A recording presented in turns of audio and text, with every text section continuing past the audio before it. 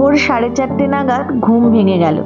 জানালার পর্দা সরিয়ে বাইরে তাকাতেই এই দৃশ্য দেখে চমকে উঠলাম। একটু বাইরে গেছিলাম, কিন্তু এত ঠান্ডা, ঘরে বসেই দেখতে লাগলাম পাহাড়ের গায়ে ভোরের প্রথম আলো আর অন্ধকার থেকে কিভাবে চারিদিকে আলো ছড়িয়ে পড়ছে। ভোরের আলো একটু বাড়তেই বেরিয়ে আসলাম, আর বেরিয়ে আসতেই সূর্যের সোনালি আলো পঞ্চচুল্লির গায়ে।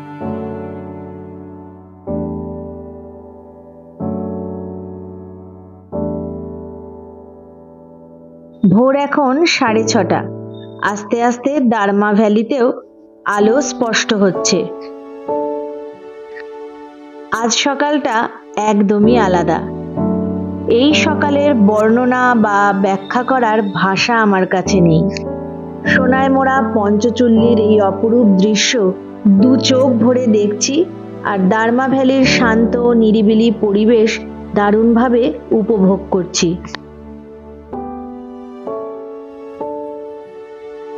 টেম্পারেচার এখন কিন্তু মাইনাসে রয়েছে, তেমনি কনকনে ঠান্ডা হাওয়া। হঠাৎই এখানকার ভাইরা আমাদের গরম গরম চা দিয়ে গেল। চা খেতে খেতে তোমাদেরকে সাথে নিয়ে এই নৈসর্গিক সৌন্দর্যের সাক্ষী হয়ে থাকলাম।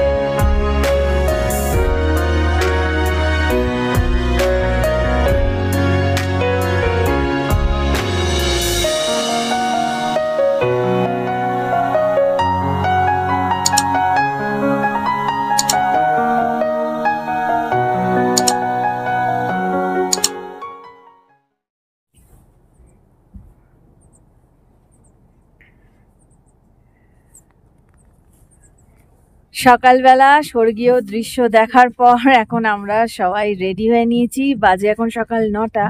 আর এখন আমরা কোথায় যাব? হচ্ছে চেষ্টা করবো যাওয়ার পঞ্চচুল্লি বেস ক্যাম্প অবধি যাওয়া, তারপরে 0 পয়েন্ট অবধি যাওয়া যায়, কিন্তু ওটা আবার বেস ক্যাম্প থেকে আরো 3 কিলোমিটার, তো ওটা হয়তো আমাদের পক্ষে যাওয়া সম্ভব হবে না। তো বেস ক্যাম্প অবধি যতটা যেতে পারবো ততটাই যাব। আর বেস ক্যাম্পের ওদিকে গেলে 5টা পিকই একদম স্পষ্ট দেখতে পাওয়া যায়, যে কারণে বেস ক্যাম্প অবধি যাওয়া। এখান থেকে 4টে তো খুব ভালো দেখা যাচ্ছে, আর একটা একটুখানি দেখা যাচ্ছে। আর বেস ক্যাম্প যাওয়ার আগে আমরা এখন করব ব্রেকফাস্ট। আজকের ব্রেকফাস্টে আমরা নিয়েছি ব্রেড অমলেট, আর এত ঠান্ডার জন্য চা ওরা মাঝে মাঝেই দিচ্ছে, চাটা খেয়ে বেশ আরাম লাগছে। তো ব্রেকফাস্ট সেরে নিই, তারপর আমরা গাড়ি করে নদীর ওপারে মানে দুকতু গ্রামে যাব। ওখান থেকেই আমাদের হাঁটা শুরু হবে। চলে এসেছি আমরা দুকতুতে, আর কাল কিন্তু এই গ্রামেরই আলো আমরা ওখান থেকে দেখতে পাচ্ছিলাম। এই গ্রামটাও কিন্তু একদম ছবির মতো সুন্দর। সময় থাকলে একটু পায়ে হেঁটে ঘুরবো। তো এখন আমাদের বেস ক্যাম্প যাত্রা শুরু করতে হবে। আর ওই দেখো দুকতু থেকে আমাদের হোমস্টেটা কিরম দেখাচ্ছে। চলো এবার আমাদের যাত্রা শুরু হবে। চলো। এই ট্রেকে আমরা শুকনো খাবার দাবার আর প্রচুর জল নিয়ে নিয়েছি। আর এই হলো আমাদের বেস ক্যাম্প যাওয়ার রাস্তা, মানে এখান থেকে শুরু।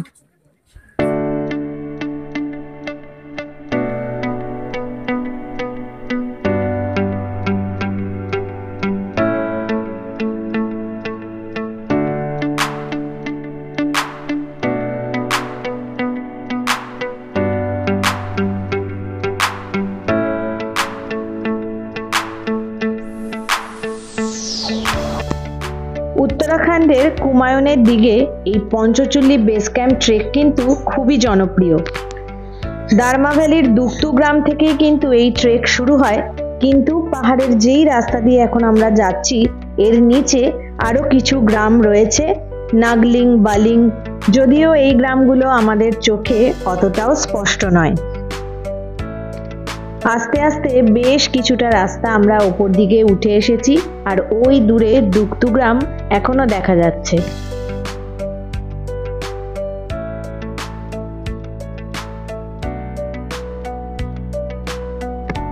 এতক্ষণ ধরে যেই রাস্তা দিয়ে আমরা হাঁটছি, রাস্তাটা তো পাথুরে বটেই, কাঁচাও রয়েছে, তবে ভীষণই সরু। এখন যেই রাস্তাটা দিয়ে হাঁটছি, এই রাস্তাটা কিন্তু প্রচণ্ডই চড়াই, রীতিমতো উঠতে আমাদের কষ্টই হচ্ছে, তাই আমরা একটু করে দাঁড়িয়ে নিচ্ছি, তারপর আবার হাঁটতে শুরু করছি। এখনো অবধি যেটুকু রাস্তা আমরা আসলাম, রাস্তা কিন্তু বেশ ভালোই চড়াই। সকাল 9:45টার সময় কিন্তু আমরা আমাদের হাঁটা শুরু করেছি। হাতে অনেকটাই সময় নিয়েই আমরা এগোচ্ছি, যাতে একটু ধীরে সুস্থে যাওয়া যায়। এইসব রাস্তায় কখনোই তাড়াহুড়ো করা যাবে না। দুগতু থেকে বেস ক্যাম্প 2 কিলোমিটার কি তার একটু বেশি হবে, আর এটা কিন্তু পুরোটাই পায়ে হেঁটে, কোনো ঘোড়া কিন্তু যায় না। বেশ অনেকটা চড়াই রাস্তা পেরিয়ে একটা জায়গা পেলাম একটু বসার। সবাই একটু বসে নিলাম, একটু জলও খেয়ে নিলাম, তারপর আবার আমরা হাঁটতে শুরু করলাম। অনেকক্ষণ পর এই বোর্ডটা আমাদের চোখে পড়লো, তাতে বুঝলাম আমরা ঠিক পথেই হাঁটছি, কারণ এতটা রাস্তা যে হাঁটলাম কোনো মাইলস্টোন আমাদের চোখে পড়েনি। এই গাছটা দেখো, অনেকটা ক্রিসমাস ট্রি এর মতো না? কদিন পর এই রাস্তা, গাছপালা সব বরফে ঢেকে যাবে।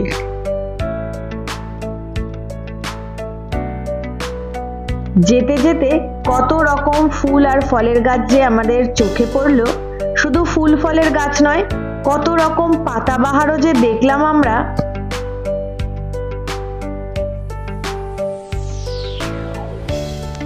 এই রাস্তাটা না এরকম বড় বড় পাথরে ভরা, খুব সাবধানেই আমাদেরকে এখান দিয়ে যেতে হচ্ছে। তবে হ্যাঁ, এখন যেই রাস্তা দিয়ে যাচ্ছি, মানে ওই যে বোর্ড দেখালাম তার পরের রাস্তাটায় চড়াই অতটা নেই বললেই চলে। রাস্তা যদিও খুবই সরু, কিন্তু আমাদের যেতে অতটাও কষ্ট হচ্ছে না। খুব সাবধানেই বারবারই বলছি এই রাস্তা দিয়ে যেতে হবে, কারণ চারিদিকে কিন্তু নানা রকমের গাছপালা রয়েছে, আর কিছু কিছু গাছে তো প্রচুর কাঁটাও রয়েছে। যতদূর সামনে আমার এখন চোখ যাচ্ছে, পুরো রাস্তাটাই কিন্তু এরকম গাছপালায় ভর্তি।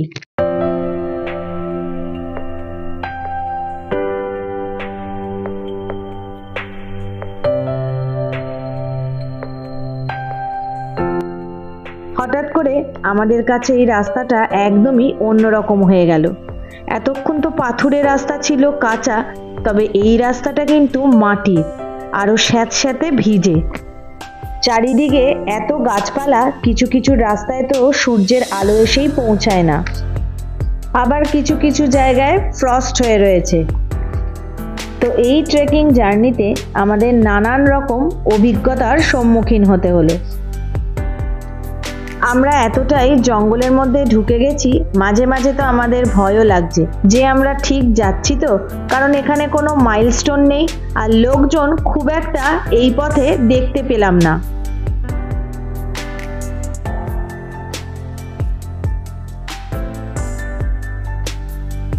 হাঁটতে হাঁটতে এই রাস্তাটায় জলের পাইপ ফেটে কাদা কাদা হয়ে রয়েছে। এদিকে এই রাস্তাটা এতটাই সরু, আমাদের যেতে খুব অসুবিধাই হচ্ছে। তার মধ্যে দুদিকে আবার কাঁটাওয়ালা গাছ। খুব সাবধানে ধীরে সুস্থে এই রাস্তা পেরিয়ে আবারও আমরা হাঁটতে লাগলাম। আর জঙ্গলের মধ্যে দেখলাম এরকম একটা ব্যাঙের ছাতা, দেখতেও অন্যরকম আর অনেকটাই বড়। যাই হোক, অনেক কিছু দেখতে দেখতে আমরা এগিয়ে তো যাচ্ছি, কিন্তু ডেস্টিনেশন এখনো এসে পৌঁছায়নি। এই আমরা পঞ্চচল্লি বেস ক্যাম্পে।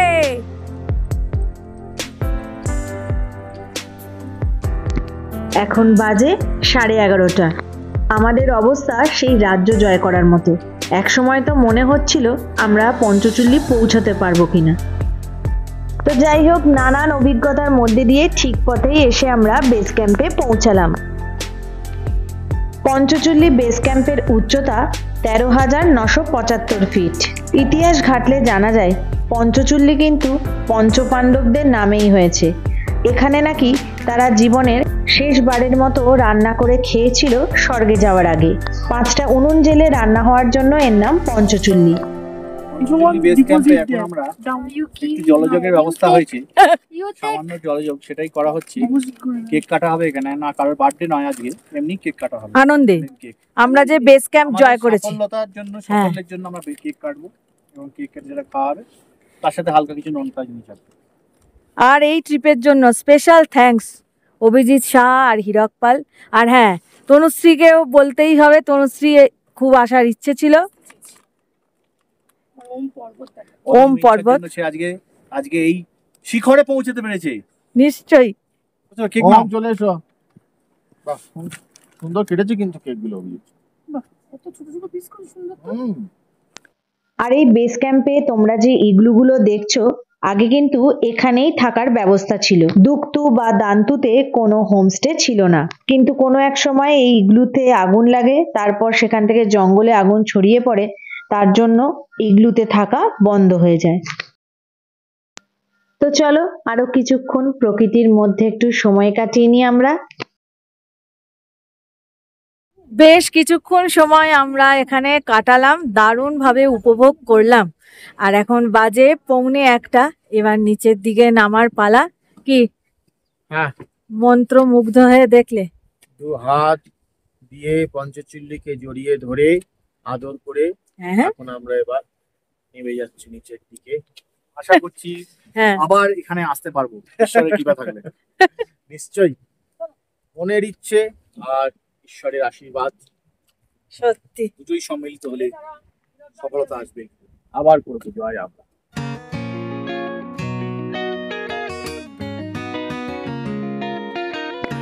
যাওয়ার আগে আরো একবার পঞ্চচুল্লিকে দেখে নিয়ে আমাদের হাঁটা আবার শুরু হলো।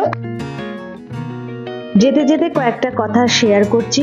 এই ট্রেকটা যত সকালে বেরোবে ততই ভালো, তবে হ্যাঁ, দিনের আলো ফুটলে তবেই কিন্তু বের হয়েও। আর যদি 0 পয়েন্ট যাবে মনে করো, তাহলে সকাল 6টায় বেরিও। আর যতই সকাল সকাল বেরো না কেন, বিকেল 4টের মধ্যেই দুক্তু গ্রামে এসে পৌঁছাতেই হবে, কারণ যেই জঙ্গল দিয়ে আমরা হেঁটে গেছি ওই জঙ্গলে কিন্তু চিতা থাকে। আর তোমরা যারা 0 পয়েন্ট অবধি যাবে মনে করবে, এখানে গাইডও থাকে, তারা তোমাদের নিয়ে যাবে। আমাদের সাথে এখন গাড়ি নেই, তাই হাঁটা পথেই আবার দুক্তু থেকে দান্তুতে আমাদের পৌঁছতে হচ্ছে। আর এই দেখো সেই নদী, যা আমাদের হোমস্টে থেকে তোমাদেরকে দেখিয়েছি।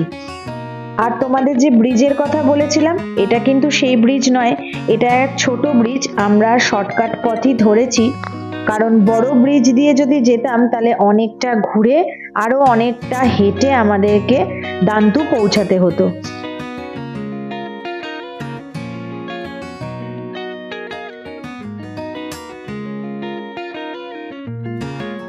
পৌনে 3টে বাজে। দুক্তু হয়ে নদী পেরিয়ে আমরা চলে এসেছি দান্তুতে।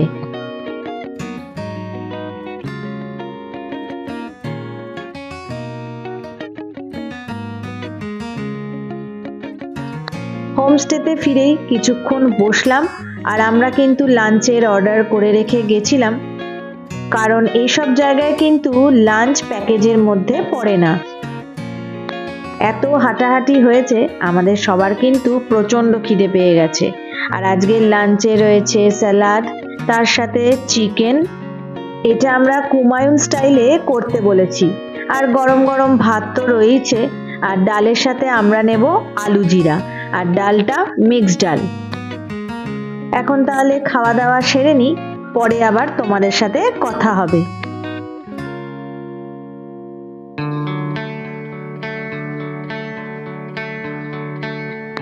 খাওয়া দাওয়া সেরে ঘরে রেস্ট নিতে না নিতেই সন্ধে। ঘর থেকেই সূর্যাস্ত দেখলাম। তখন আর কিছু ক্যামেরা বন্দি করে উঠতে পারিনি। এখন সন্ধ্যাকালীন চা আর বিস্কুট খেতে খেতে চলছে আড্ডা। আর আড্ডা দিতে দিতেই বেজে গেছে এখন 8:15। তাই আমরা যাচ্ছি ডিনার করতে। আজকে একটু তাড়াতাড়ি আমরা ডিনার করে নেব। আজ সবাই আমরা একটু ক্লান্তও রয়েছি, তার উপরে কাল আবার তো সেই ভোরে উঠতেই হবে। ডাইনিংয়ে আজ ভালোই ভিড়, উইকেন্ড পড়ে গেছে, কিছু স্থানীয় লোকজনও এসেছে দেখছি, আর ডিনারও দিয়ে দিয়েছে আমাদের।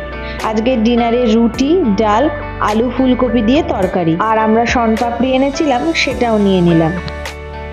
আজ সারা দিনটা দারুণ কাটলো, প্রকৃতির সৌন্দর্য দেখে আমরা তো মুগ্ধ। তোমাদের কেমন লাগলো ব্লগটা অবশ্যই জানিও, ভালো লাগলে অবশ্যই লাইক করো, সবার সাথে শেয়ার করো।